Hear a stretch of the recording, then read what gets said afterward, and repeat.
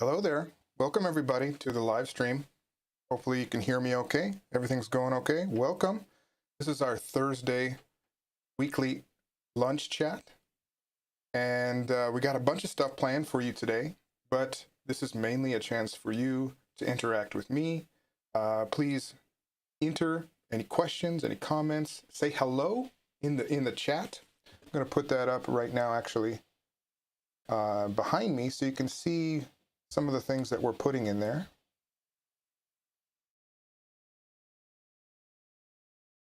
Let's see here.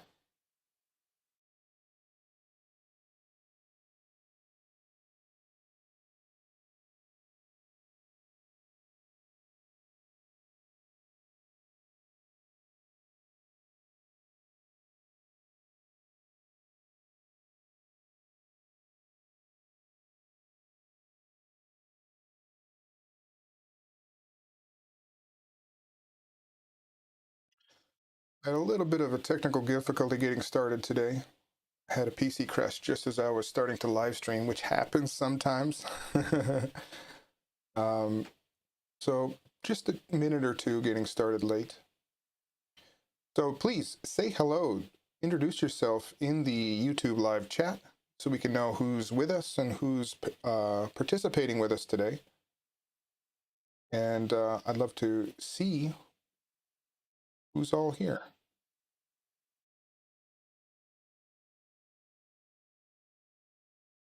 Just to quickly introduce myself, my name's Eric Hawkinson. Please call me Eric. I'm a professor at Kyoto University of Foreign Studies and kind of curator of togetherlearning.com.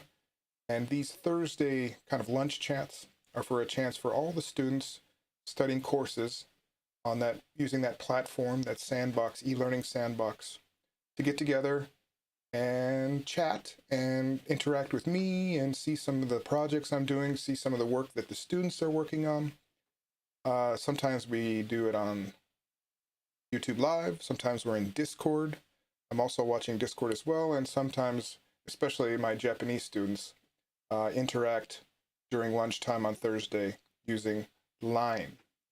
So you might see us from time to time in those different kind of platforms. This week doing YouTube Live because I wanted to kind of present to some of the possible participants in the My Hometown project moving up towards this month and maybe again in September. So today's topic is virtual tours. And I have a ton of things to show you as far as virtual tours go. But first, I want to give a quick introduction or shout out to the website. The website, togetherlearning.com, looks like this. And you can come here to see all of the courses that I'm supporting here in this.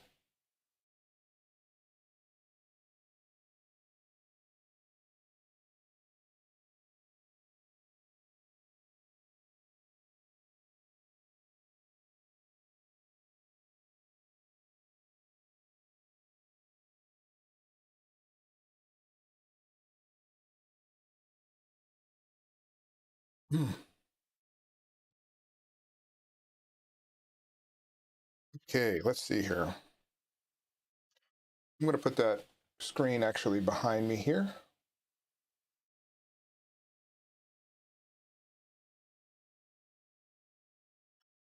It's amazing how I spend an hour setting up and then everything's running perfect and then it crashes just before I live stream and then I have to set some of this stuff up again. Very sorry, just a moment here.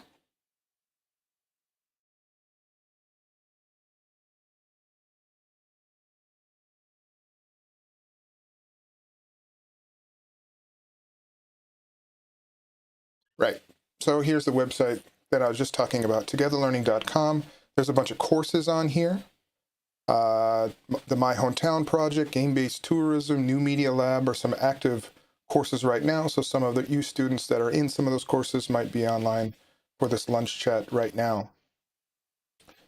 If you have any questions about these courses, please put them into the chat either here on YouTube. I'm also watching the chat in our line groups and on our public Discord server. And so if you have questions about those courses or need some help, usually other students are kind of needing the help in the same thing. So please ask early and ask often. I'm going to interrupt my live stream today, my topic of discussion, to answer any of your questions because those are the most important things I want to get to today during the live stream. The topic of today's live stream is virtual tours. Virtual tours. I'll just show you, if you want to type something in the chat and kind of interact with us, I'm going to now display on the screen kind of three kind of topics. And you can choose one of these things to discuss or answer and put it in the chat, or you can choose all three of them and answer them one by one, just number them 1, 2, and 3 as you answer them, and then we can discuss your opinions about virtual travel. We're talking mainly about the pandemic and how it's forced us to think about traveling to new places a bit differently, where we can't actually physically go out as much anymore due to kind of stay at home. Here in Japan, we're again in another state of emergency. So we're not going out. This is actually my home office, my home mini studio that I'm broadcasting to you today. So how do we imagine, especially using technology, traveling to the future? One big example of this is all the events have gone online. So now if you want to attend an academic event or a concert or some sort of event that you usually travel to, this is part of the MICE industry. A lot of that stuff is happening through software like Zoom or Microsoft Teams or broadcasted on YouTube like we're doing now. So a lot of the interactions are happening on YouTube, just like that, just like we're doing now. So what does that mean and how are we going to do that in the future? Let me throw up some of those topic discussions right now and let you discuss or think about it. And please type in an answer or two in the chat so we can get that discussion going. And again, if you have any questions about courses on Together Learning, please put that in the chat, either in line, in Discord, if you want it privately, or put it in the YouTube chat if you want it publicly. Okay? Here are our chat discussion topics for today.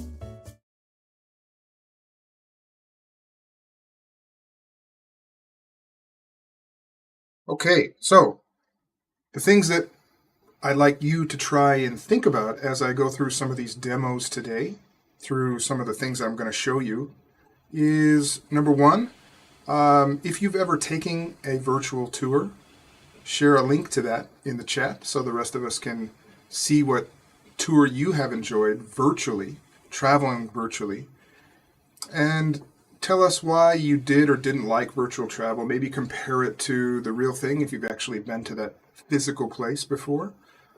So I hope to chat a little bit about how virtual travel is starting to inform the design of destination tourism as the physical location, how you design the experiences when you actually go to those places.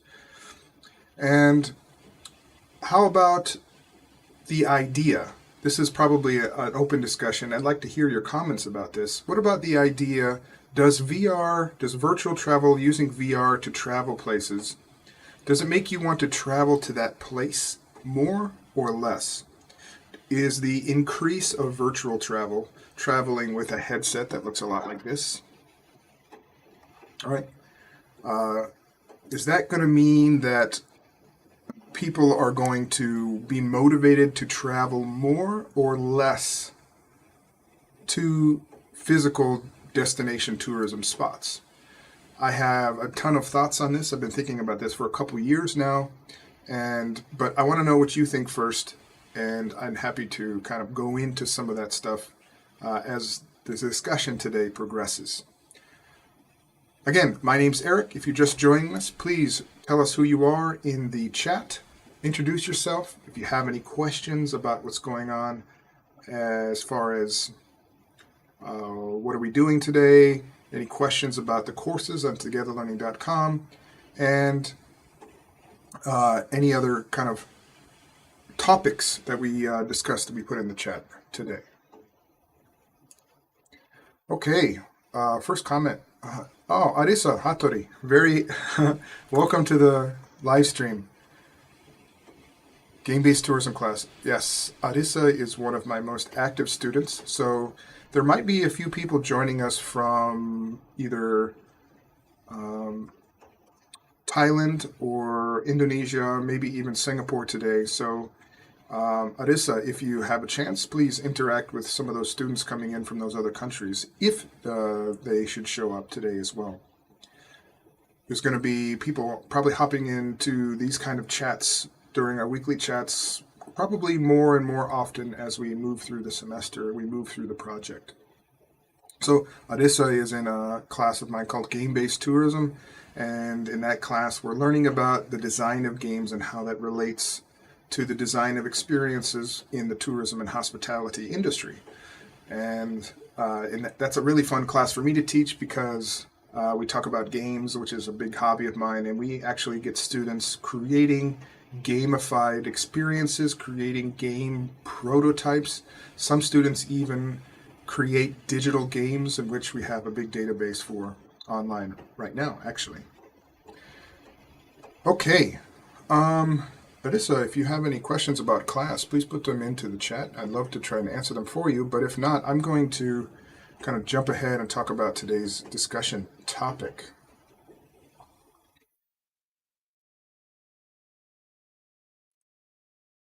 Right. Okay, so behind me now is the website, togetherlearning.com. If after you log in, you go to togetherlearning.com, you kind of scroll down until you see courses. There's a bunch of projects here that public people can get, not just students at our universities, but other students all over the world can get involved in. Just click on that Enter Courses button, and then there's a list of courses. If you already have an account, you'll have a dashboard, and you'll have a list of classes that you're eligible to take. Today we're going to be talking mostly about, let me move over this way, the My Hometown Project, which is in a class called the Immersive Tourism Workshop here at Kyoto University of Foreign Studies. If I climb back up here, you can see it right behind me there, down below, Immersive Tourism Workshop. And we're talking all things immersive technology in tourism. Augmented reality, virtual reality, mixed reality, diminished reality, extended reality. There's a whole bunch of new technologies on the way, and they're going to be changing the way that we think, design, and promote tourism experiences moving towards the future. And it's really a chance for students to learn about those technologies and to get some hands-on experience creating things using these technologies.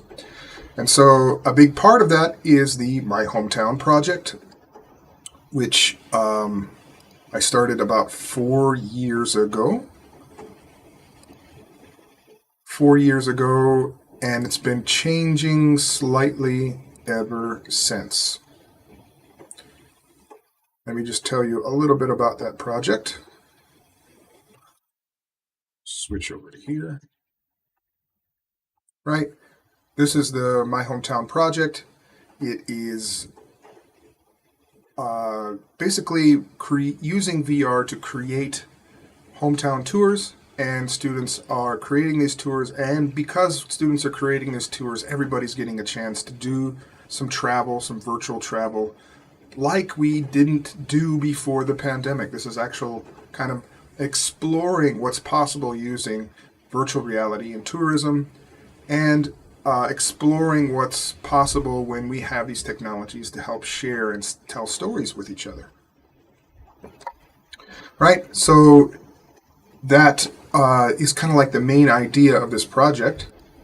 And some of the students are in different phases of that course right now. Some of you have actually kind of jumped ahead. I think one of the students that's here today, Arisa Hatarish, I think she probably is speeding through the course, but most of the students are right about the part where we talk about experience design and the experience economy, where we're talking about ideas around designing experiences and what does it mean to create an experience, customer experience, and how does that differ from customer service, and talking about the experience economy and why creating experiences is so important in the tourism and hospitality industry. But this week we're going to be moving into tourism, immersive tourism basics, and that means the technologies that are going into creating these virtual tours, these augmented tours that we'll be trying to create in the Hometown project. So I thought it would be a good idea to share with you at the top here some of my favorite virtual tours. And I have a list of them here, right behind me. All right, let me move over this side. I'm backwards here, so I got to move over maybe to this side. There we go. So you can see, I'm going to share this website in the chat, but you can see a list of these tours. Let me show it to you like this, right? Here we go. So some of these tours are some of the most well-produced and high-quality tours that I've found on the internet. You can go to Machu Picchu, Peru. You can go to see Christ the Redeemer in Rio de Janeiro. We could see the pyramids of Giza in Egypt. You can go to the Eiffel Tower in Paris. Go to Angkor Wat in Cambodia. Go to the Taj Mahal in India, Stonehenge in the UK, Petra, Jordan, which is one of my favorites here. We're going to take a little look at that together in just a second. And the Colosseum in Rome, and Chichen Itza in Mexico. I've been close to there. I haven't been there myself. Growing up in Arizona, I've been to Mexico many times. So this is a list of virtual tours, high quality virtual tours that I put this list together from this website, and it's actually a link in our course. So if you're in the Hometown project, you're going to see a link to this as well. And I'm going to be asking everybody to actually take a VR tour. Not everyone has taken a VR tour. And if you haven't yet, this is one of the first steps in trying to realize what's possible, trying to get what kind of experiences can we draw from actually traveling using technology. Now, a lot of these tours are just being able to be viewed through the browser. And what I'm going to be showing you today is how you view these tours through a physical browser, like on your smartphone or on your PC. But you can also use a headset just like this. Hold this up here. This is a Oculus Quest. It's got controllers like this. You put it on, And a lot of these tours will work also in this environment. So you actually see your hands. When you look and move your head, you have that agency inside of the media. So when you look left or look right, you see those things. You feel like you're standing in that spot. And the audio is often what's called spatial audio. So something that someone's talking on your right side, you'll actually feel like they're standing there because the audio is set in a way to where wherever you're looking and wherever you're standing, that's relative to the audio that's being produced in this media. So it's really an immersive experience, and that's why it's called immersive technology. You feel like you're there to an extent. you know, you don't feel everything around you, and you still know to a certain extent that you're in your room or in your office or wherever you are physically. But this level of immersion changes with the level and intricacy of the story involved, the bandwidth of the internet connection you have, and the fidelity of the media that you put into it. All this stuff goes into creating a great tour, and hopefully we're going to get a chance to talk about all those things before you start creating your course in the My Hometown project. So a lot of that stuff goes into creating a great VR tour. Right. So if you're just joining us again, we have some topic discussions. I'm going to check in with the chat once again here. Let's see.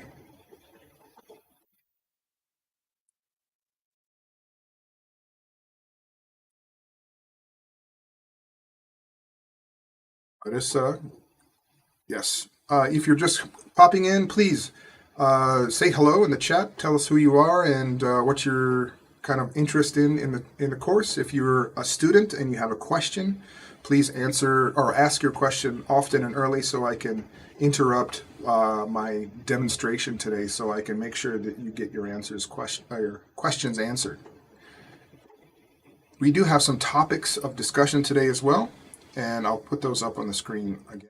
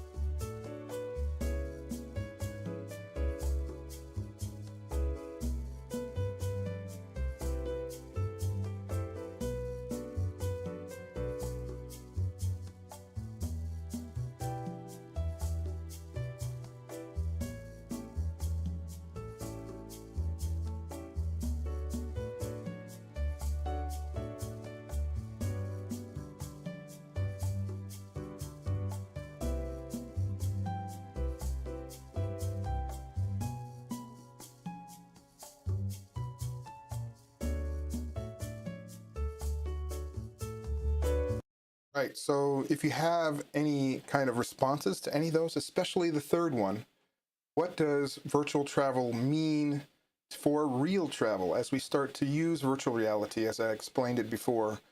Does that make us want to travel more or less? Is that going to help the travel industry more or less? And what does that mean for designing virtual tours and how it relates to designing tourist destinations?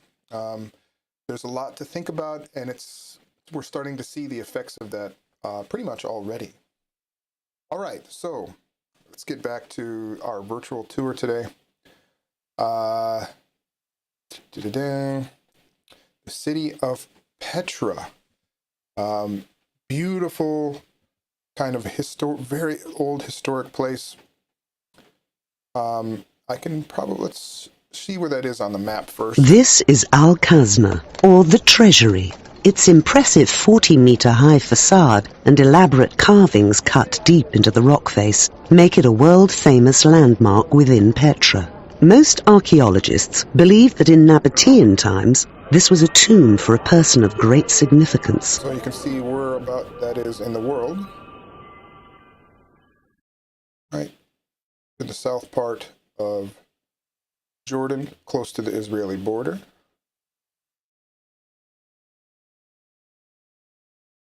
Right, so that's where it is physically in the world.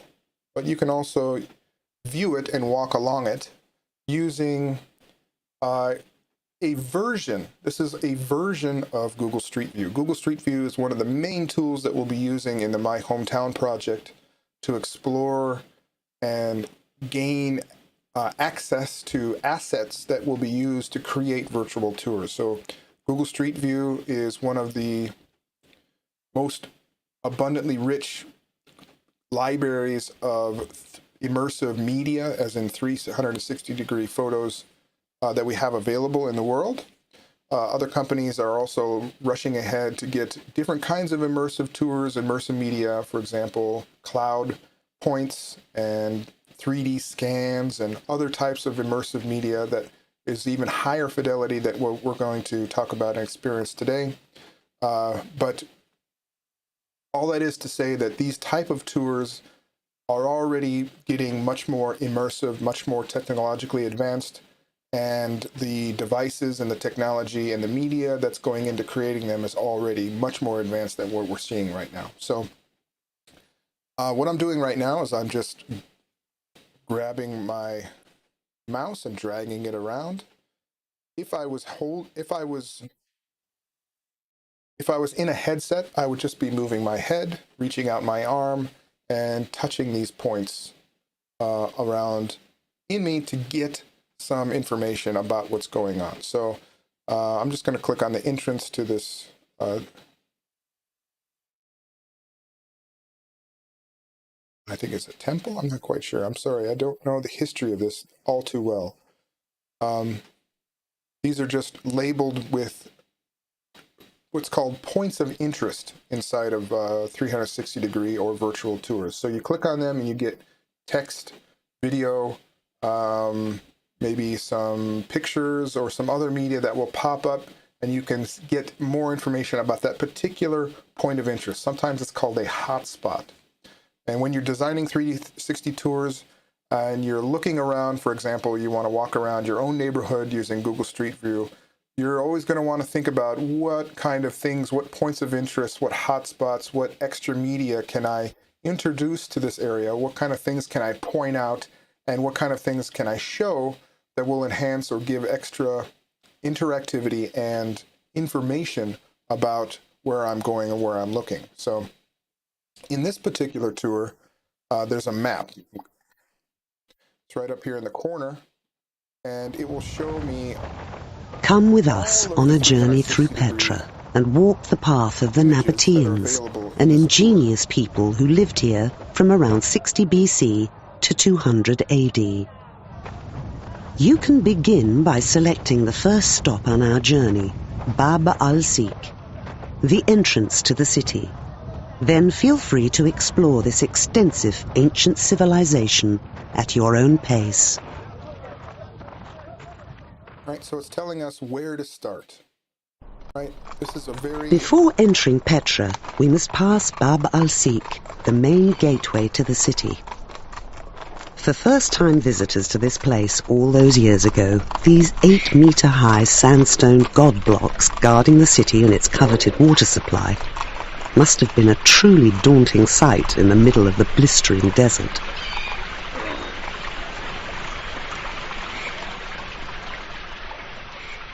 All right, so this is another thing that's very unique and very important to creating virtual tours. So where do you begin? How do you start the tour? What is the starting location? If you're a tour designer, tour provider in a physical place, for example, here in Kyoto, our students have their own club, volunteer circle, where they guide tourists, they used to anyway, not this year, of course, around specific spots in Kyoto, mainly in the area close to campus called Arashiyama, which has a ton of unique tourist attractions. And so you have to plan a route, you have to plan a kind of step-by-step, a progression of the tour that people can be guided through. So the first spot where you come in, much like a story when you tell it, is going to be the hook. It's going to be setting the stage. It's going to be establishing the setting of the virtual tour.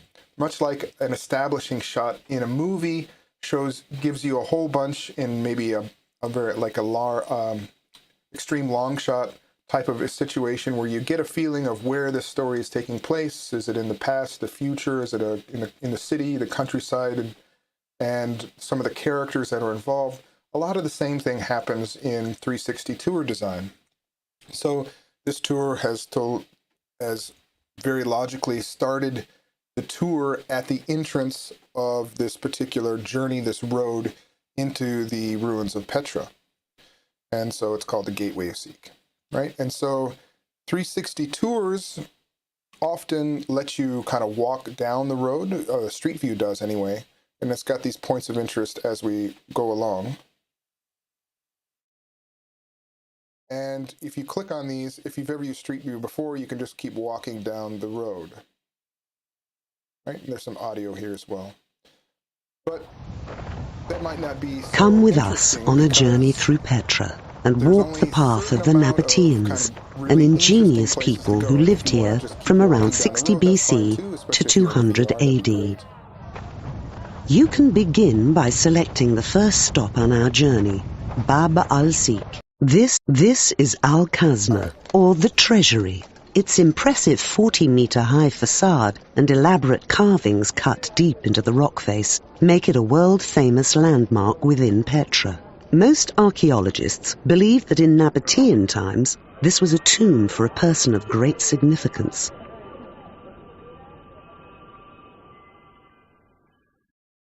Right. So thanks for that little intro there. This is the Treasury, right? So I've skipped 4 or 5 different steps in here.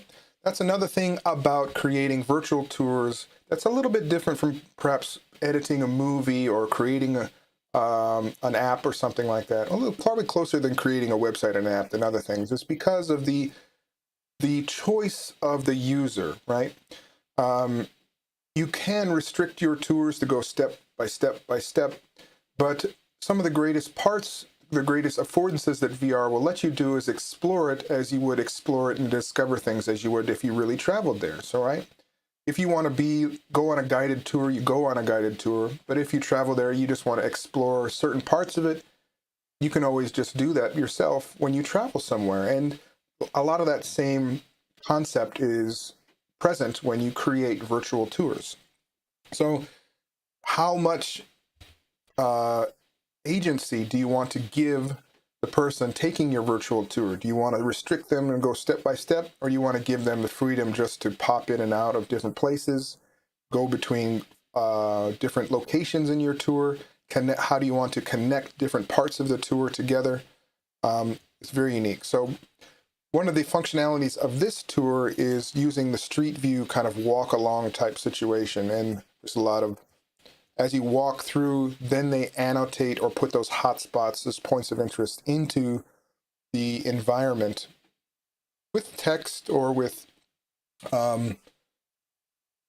video, pictures, etc., etc. But you can connect different points of interest, different locations directly. So you can kind of go halfway between guiding through step by step and letting them explore freely. So you can choose 2 or 3 spots, but you can only go from point A to B to C. But as soon as you get to C, you can allow users to go to anywhere they like, etc., etc. So that's in game design. That's usually called something branching game story. So like you have a narrative, you let the user choose whether they want to be more good or evil in most traditional like role-playing games. A lot of the same is when it goes into designing your own virtual tour. So maybe there's a spot where you can choose to take route A or route B. You can add that into your tour as well. And maybe have a chance to come back and explore some of the places you haven't done before. Right, let's go to one more location in this tour. Actually, let me try and maybe open up just one more different tour, one of these very famous tours. Let's go to Machu Picchu. Machu Picchu is very cool.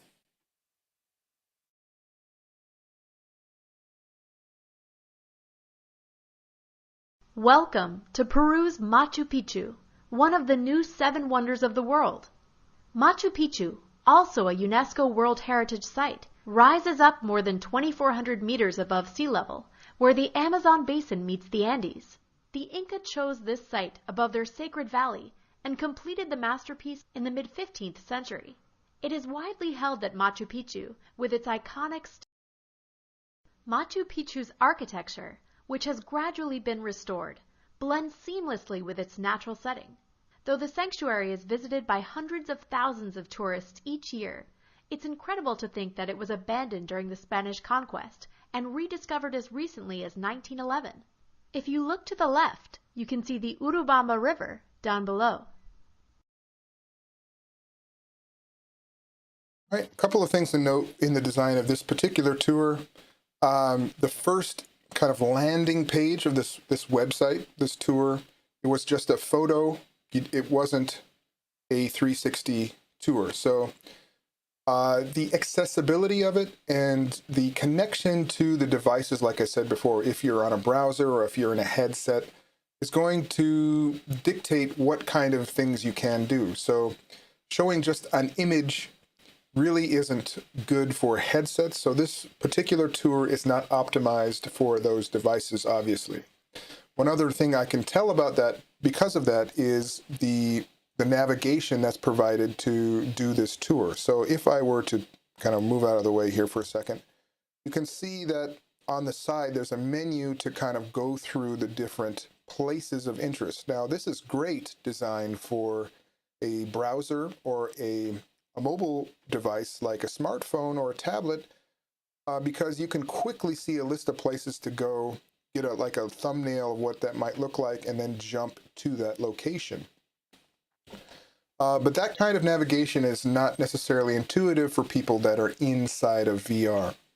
And that, of course, is a little bit more difficult to kind of wrap your head around unless you're actually in a headset. And one thing that's very common in the tours, at the end, she said, hey, take a look down on your left. There's a river down there. That is I forgot what she said of the name of the river. So often when you're narrating these places, you want to give a story, kind of put people in the place, talk about the smell in the air, the climate, the weather, put that story as if you're reading a book to them, because the audio, leaning towards kind of actually expressing things in spoken word, because you can't feel those things, right? You're gonna seed those things into the user's mind to make that a more immersive experience. But you're also going to point things out with your voice and your narrations possibly as well. Like look up, look to your left. That is something something, and then maybe you can have a hotspot or something like that where you can click on or grab and get more information. So that is often a strategy when starting these kind of places along and creating virtual tours.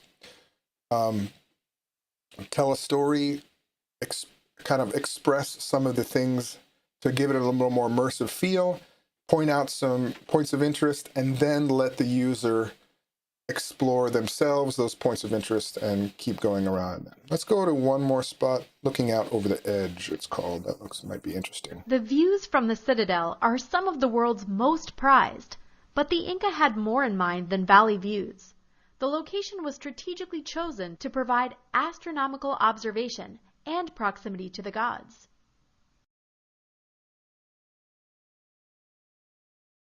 All right, so looking at a vista in VR is pretty fantastic, right? You get, especially if you're you're inside of VR, you're in that headset, you almost feel like you're there. So if your tourist location is 90% a vista or a scenic view, you can get closer to actually visiting there in VR than you would other things. So you need to have other experiences built on top of that to differentiate yourself from a VR tour. And then if you're a VR tour, you need to kind of incorporate those extra experiences that you could do while you were there inside of your design of your VR tour as well. All very helpful things to help make the tour more immersive and interactive.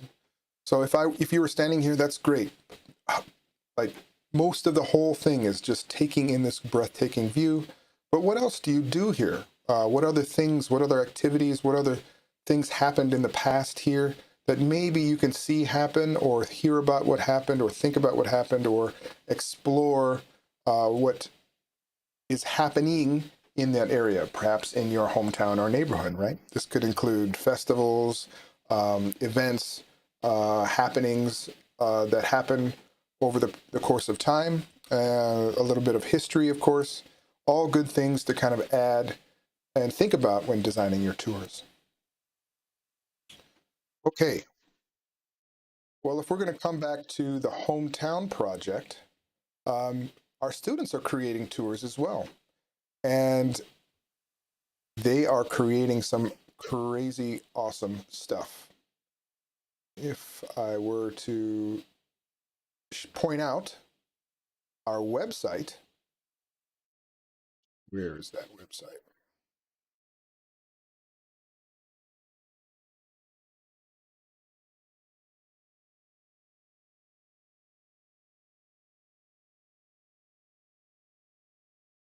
My hometown project website, right? And on this website, you can see kind of a video of overview of what we do, kind of the things that you learn in this course, see some of the student tours. We have our own VR lobby where you can come in and kind of explore the tours and actually see each other if you're in a headset, right? But some of the great stuff about this is the student tours, and it's in the form of a interactive map for most of this. And we have, I say about 100 tours right now in this interactive map. We have a couple of other 100 more that are available in the data. You could make them public or private, etc., etc. So this is Toyoka City in Hyogo Prefecture, which is just south of Kyoto Prefecture, and this was made by a student Hello, last year my name is creating Akari in this Shibagaki. course. Welcome to my hometown, Toyoka City. Toyoka City is located in northern part of Hyogo Prefecture, so you can enjoy both sea and mountain. It is countryside, but this city has a lot of history and beautiful place. People living there are so kindly, you will feel time goes by so slowly. If you ever get tired of your daily life, please come to this city and be relieved.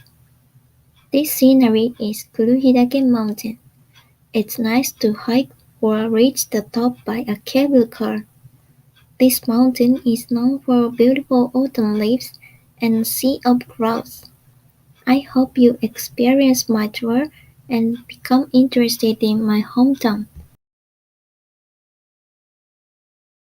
Okay, so that was the welcome narration of the student here. They're giving you kind of what it feels like to be in this area. It's a kind of a rural place.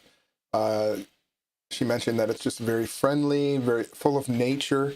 And what we're seeing here is an aerial 360 drone shot of a mountain looking down on various parts of Toyoka City, which is close to the ocean. There it is. I can see the ocean off on the distance back there. And there's actually a bunch of cool things to see in this town. I've been here several times. Even though I live in Kyoto, Hyogo is the neighboring prefecture of it. So what she's got listed, put here, these points of interest are not actually points of interest. They are different places for you to explore in her tour. So I can see there's a kind of a sprawling city portion in the flatlands next to the river there. And maybe there's an open field out in this direction. And there's little mini previews that she's designed in this tour. So let's go down maybe into the city.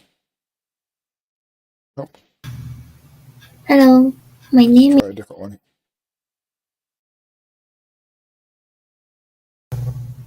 There we go. here is famous for tasty egg, so you can eat and buy some kind. This is wonderful. So this is just a roadside stand that she wanted to introduce. Like, if you're traveling through this area, you would never really think to stop at this location. Maybe if you needed to use the restroom or something, perhaps. But this store over here is so small, it doesn't even have a sign. but it is her favorite sweet shop in all of The Japan, Bankan and they makes have some great sweets stuff. So she using fresh added eggs. the little narration All to it of about sweets are the very sweet shop and delicious, her favorite but I item in that sweet especially shop. like a cream puff. A custard containing it tastes great. You can So she's almost advertising for that great place. So some of the travel that you get, like some hand curated treats, some guidance for specific things that'll happen inside of these tours. Okay, we're starting to wrap up today's live session. I want to go back and make sure that all the students that you got your questions answered. I'm sorry. If you have any more questions, please put them either in the chat, or you can put them in the YouTube chat or in our line group or even in our Discord. I don't see any specific questions from students, just a couple of comments here and there. And we do have some topics.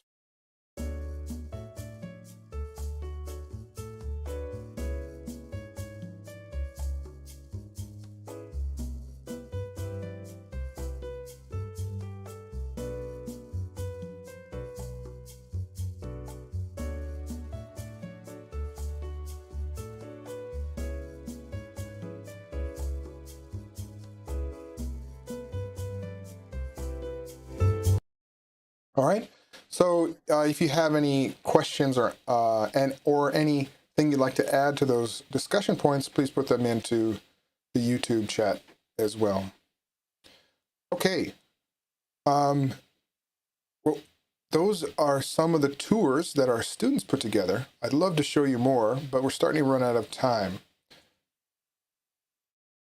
So what I'm going to do briefly is then show you how you can get involved in this project if you're not a student or if you are a student. So there's a couple of different ways. So on Together Learning, we have our website.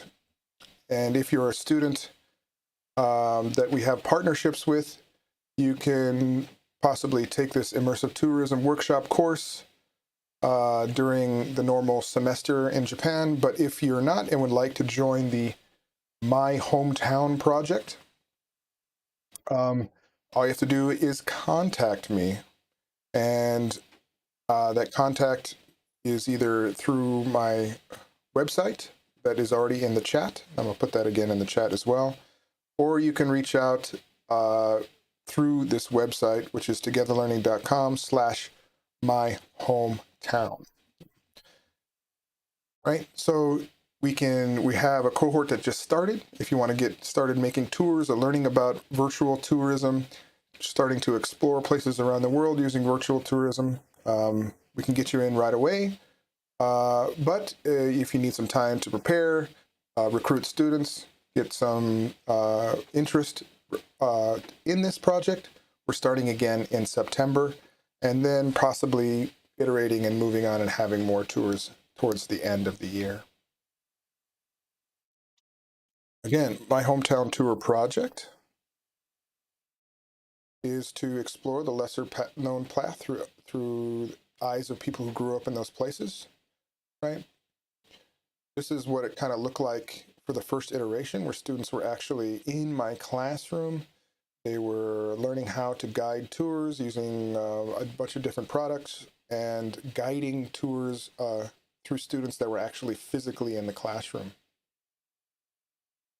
And this is what it looks like in the most recent version. This is our kind of VR lobby, where you're actually moving through a VR space, seeing other students and participants actually physically in the space and able to talk to them as they take virtual tours all around the world.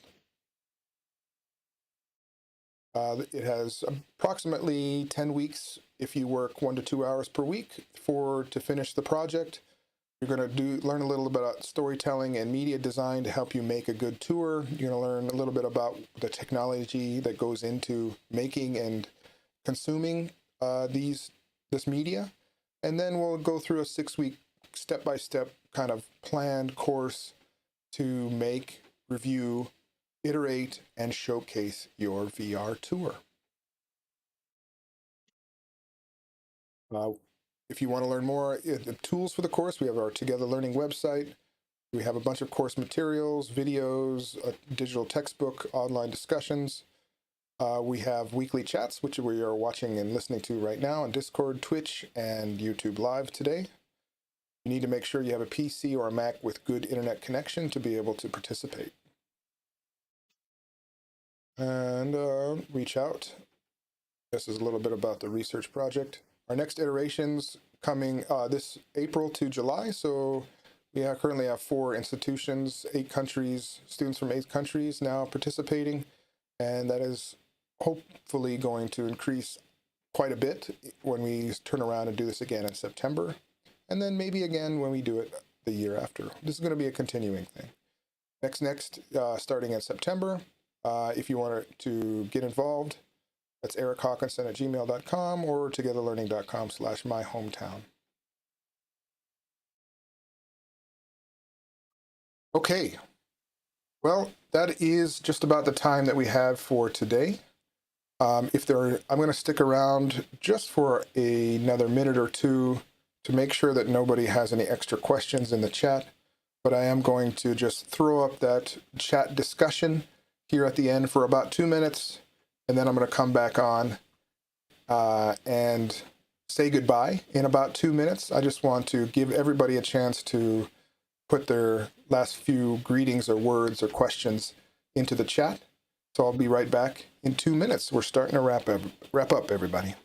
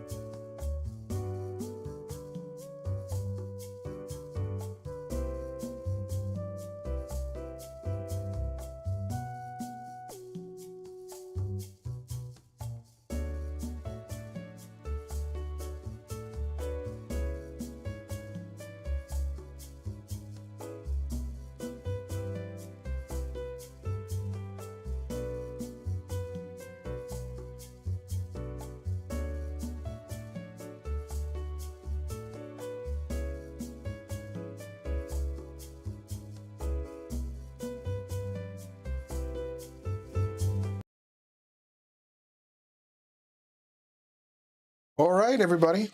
There's a couple of questions here or there, but no one seems to have anything pressing. So I'm going to wrap up the live chat today, and I invite you to come back and join us every Thursday around this time. We'll talk about different subjects. I kind of usually rotate depending on what's the topic of the week. Next week we'll probably be talking about media theory, media design in some form or another, and you're welcome to join us. Thursdays, 1 to 2 p.m.